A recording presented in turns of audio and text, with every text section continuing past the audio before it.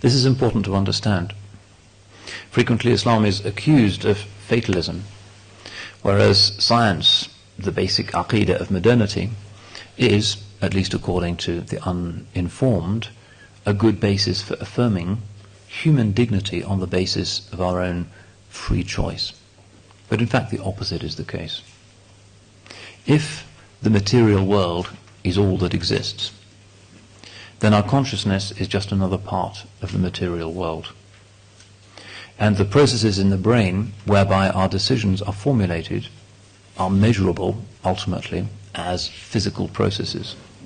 And as physical processes, they're subject to the same physical laws that govern everything else. In other words, properly speaking from a scientific perspective, free will is a very unscientific and strange and superstitious notion. If there's nothing outside this web of causality, then the web of causality can only function in a particular way.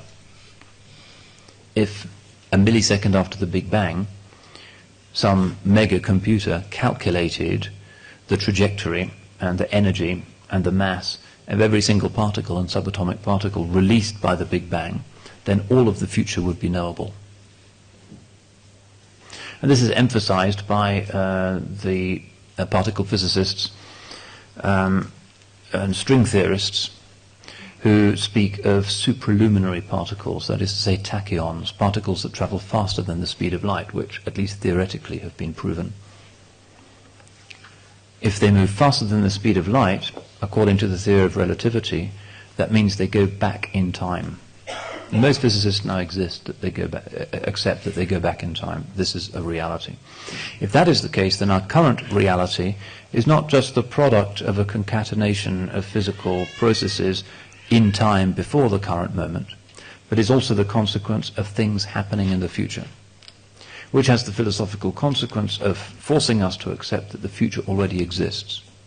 It's not just a space of unrealized possibilities, it is a reality no less than is the past.